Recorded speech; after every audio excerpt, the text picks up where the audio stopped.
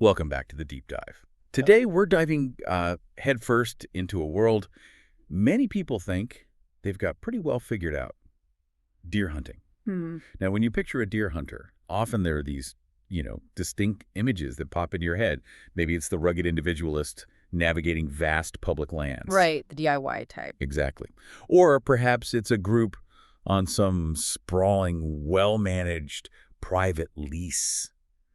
And these perceptions, they often create a kind of divide in our minds, the public land warrior versus the private leaseholder. Yeah, it sets up this opposition almost. But what if those lines are, well, blurrier than we imagine? Our mission today is really to challenge those assumptions. We're going to uncover the striking, sometimes surprising similarities that unite these two seemingly distinct groups. It's about discovering that the heart of the hunt, it often beats with the same rhythm, no matter the access. That's a great way to put it. Our insights today, they're drawn from an excellent article by Josh Honeycutt for Basecamp Leasing. It's titled Public Land Deer Hunters versus Deer Lease Hunters: 10 Similarities Between Two Worlds. Yeah. Really eye-opening stuff. It is. So I have to ask you, our listener, have you ever really stopped to consider what truly brings hunters together, regardless of their land access situation? It's such an intriguing angle, isn't it? Because, like you said, we're so quick to categorize, to focus on the differences. Right. But our understanding of any pursuit, and maybe especially something as nuanced as deer hunting, it just becomes so much richer when we actively look for the parallels.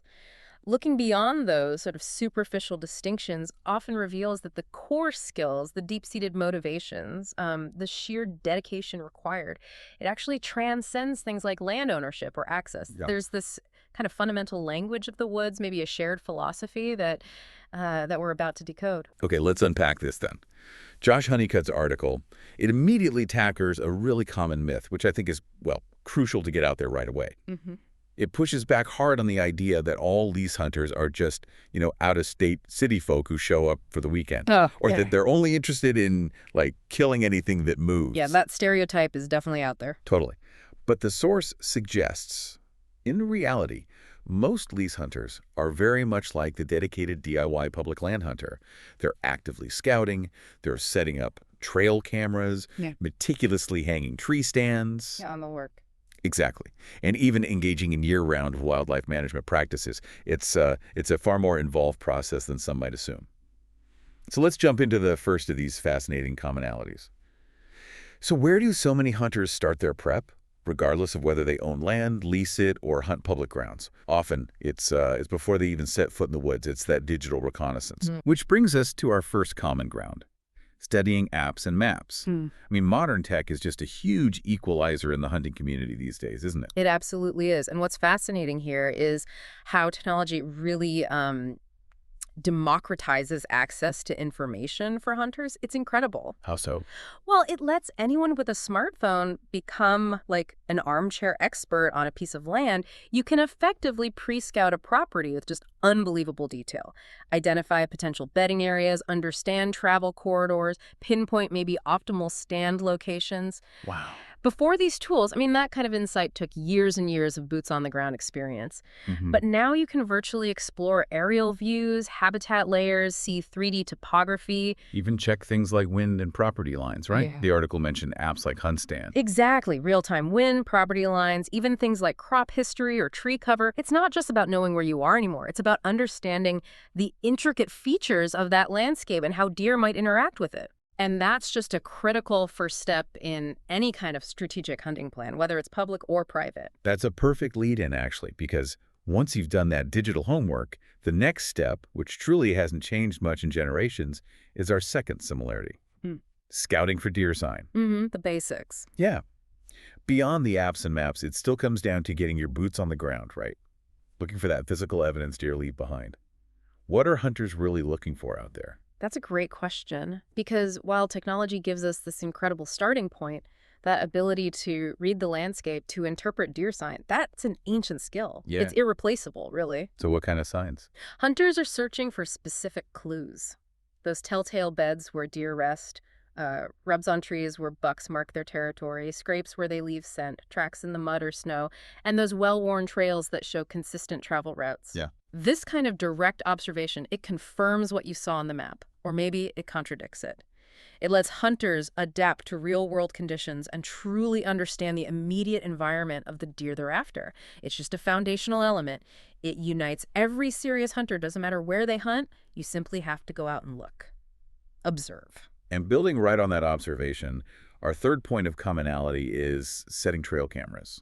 Honeycutt notes these are used, extensively on both private and public lands, a key scouting tool. Yeah, they've become ubiquitous. They basically give you eyes in the woods when you can't be there, capturing images, video, reveals deer presence, movement patterns, even specific animals sometimes.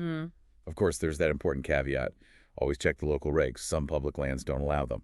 But where they are permitted, how do these cameras really elevate a hunter's strategy? Well, they provide critical round-the-clock intelligence. Think of it like having, I don't know, multiple virtual scouts reporting back to you 24/7. Really good analogy. This data on their presence, their movement, their preferred routes, it's just invaluable for planning. It helps hunters refine their strategies, maybe focus their efforts, and significantly increase their odds.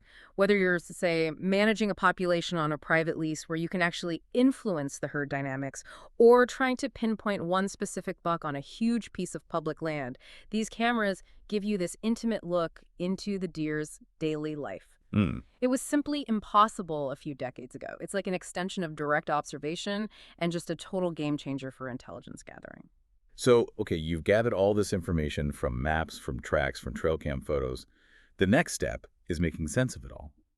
And this leads us right into our fourth similarity, patterning deer. Right, connecting the dots. Yeah, it's about piecing together all those clues to understand a deer's habits, their routines. But what's the real nuance here? Is it more than just knowing where they've been? Oh, that's a fantastic distinction, because patterning isn't just about what deer do. It's really trying to figure out why they do it at a particular moment.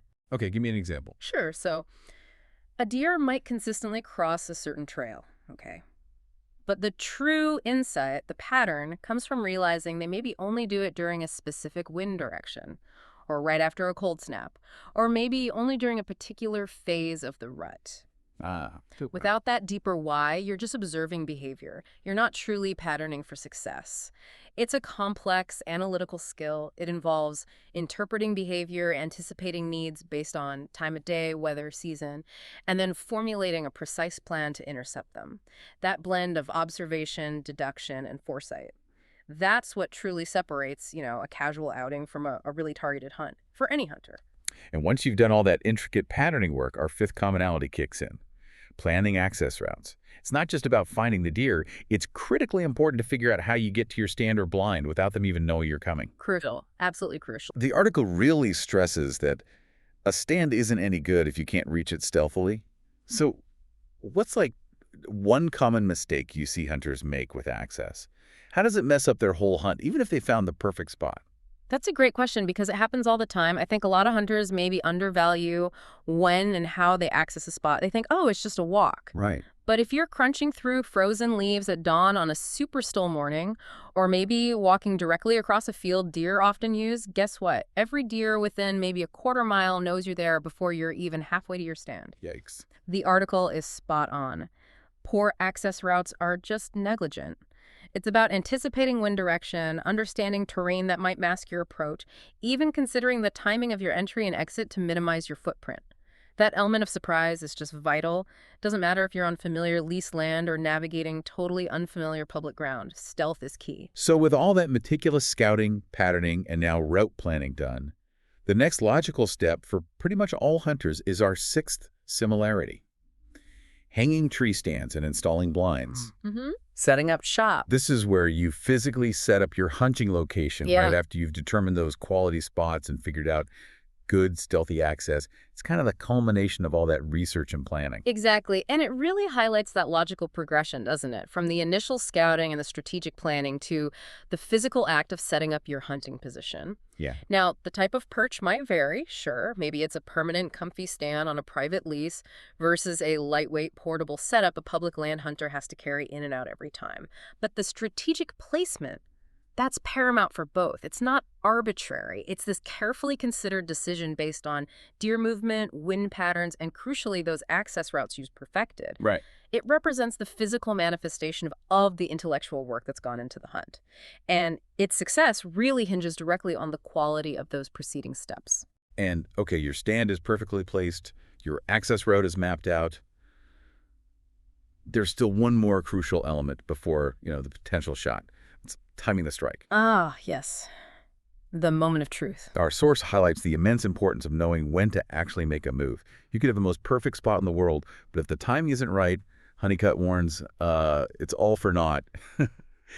What makes timing such a make-or-break factor here? Well, timing is where experience, observation, and maybe even intuition truly blend together. It's not really a skill you can teach just through books or articles alone. Hmm. It's honed through countless hours in the field, observing, learning from mistakes, and just developing a feel for the rhythm of nature, the rhythm of the woods. It means understanding how conditions like, say, cold fronts or changes in barometric pressure or specific phases of the rut, how those things impact deer activity. When are they likely to be moving? A perfect spot is only perfect if you're actually there when the deer are likely to be there. This nuanced understanding of when to act. It's a powerful example of how that deep engagement with the environment translates into a critical hunting skill. Doesn't matter where the hunter is. Here's one that might seem a bit obvious, maybe, but it's such a universal truth for hunters everywhere. It's our eighth similarity: repairing gear. Huh. Yeah, stuff breaks. Always. All hunters use equipment, right? And whether you're on some huge lease or a tiny public parcel, gear eventually breaks down, needs fixing. Yeah. What does this common need for maintenance tell us about hunters in general? The similarity, I think it connects to broader themes of resourcefulness, preparedness, skills that are incredibly valuable in any endeavor, really, not just hunting. I mean, Yeah. I've seen everything from duct tape holding a blind together to like a bowstring temporarily fixed with a shoelace. Sometimes necessity really is the mother of invention. For sure. Whether it's a trusty old bow, a climbing tree stand that's seen some miles, or a ground blind that's weathered a few too many storms, that ability to assess, repair, and maintain equipment. It speaks to a practical self-reliance. It's about taking responsibility for your tools, ensuring they're in optimal and, importantly, safe working condition. That's a mindset that serves you well, far beyond the hunting blind. And the source does stress that, right? If a repair isn't safe, replacement is the way to go. Absolutely. Safety first. Always. Okay, that leads perfectly into our ninth point, and this one, it really speaks to the true learner in all of us: continuing education. Never stop learning. Honeycutt emphasizes that hunters of all sorts should just never stop learning. The pursuit of knowledge, much like the pursuit of deer, it's kind of a lifelong journey. Right. But I wonder, isn't there maybe a risk of analysis paralysis? Getting too caught up in theory and forgetting that intuition you gain just from being out there? That's a really valid concern, and it's a great question. I think the key is finding the right balance. Because while being present in the woods, honing that intuition, that's irreplaceable, right? But formal education and new insights can significantly sharpen that intuition. Reading articles, watching videos, maybe even taking comprehensive courses like the National Deer Association's Deer Steward program, they aren't meant to replace field experience. They enhance it. Getcha. They expose you to new techniques, maybe scientific findings on deer behavior you hadn't considered, best practices for wildlife management. It's really about cultivating a curious, adaptable mindset that helps you grow beyond just your own experiences and, potentially break through plateaus in your hunting success. Makes sense. Finally, we come to a more forward-looking similarity, one that speaks to that innate drive for maybe exploration and opportunity. Our 10th point is finding new ground.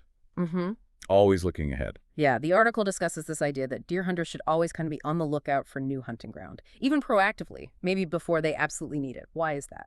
Well, this point really broadens our understanding to the concept of adaptability and that proactive seeking of new opportunities.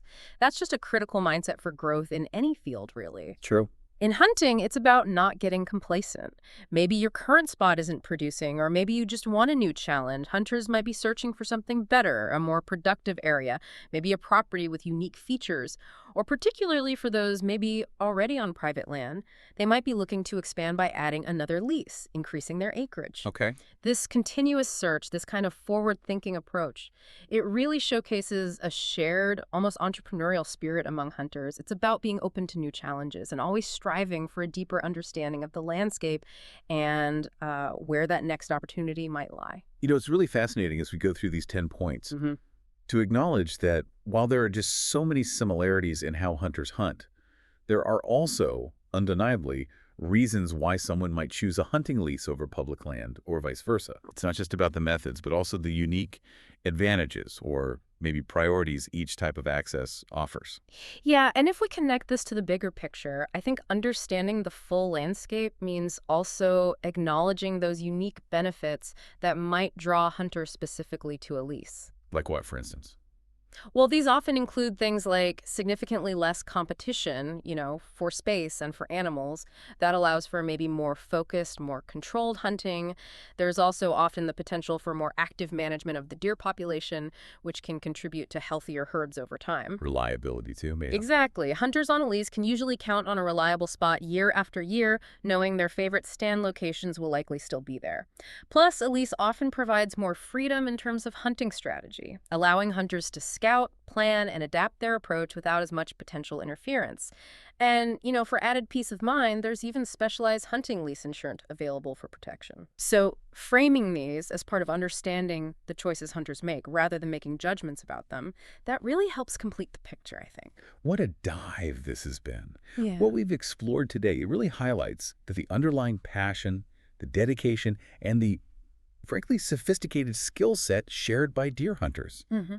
It largely transcends their access to land, Mm-hmm. whether it's vast public acreage or a private lease. From meticulously studying digital maps to hands-on scouting in the field, from strategically placing stands to continuously learning and adapting, those practical steps of strategic thinking, the sheer commitment to improving, they seem truly universal. It just goes to show that the heart of the hunt and the hunter, it really does beat with a remarkably similar rhythm, no matter the specific ground they happen to tread. Indeed. Beautifully put. And building on those similarities, particularly the ideas of continuing education and finding new ground, I think there's a powerful principle here for all of us, really, far beyond the hunting world. How so? Well, that spirit of continuous learning, adaptation, and that proactive exploration, which is so evident in dedicated hunters, it's a truly valuable mindset applicable to just about all aspects of life, isn't it? Yeah, I can see that. So I'll leave you, our listener, with maybe this provocative thought. Consider how these core principles, studying your map, whatever that map represents for you, scouting for signs of opportunity or challenge, constantly learning, and always seeking new ground, how might those apply to a challenge or a goal in your own life? Where could that mindset lead you? Whether it's, a career ambition, a personal project, or even just deepening your understanding of a new hobby, where could that focused adaptive mindset take you?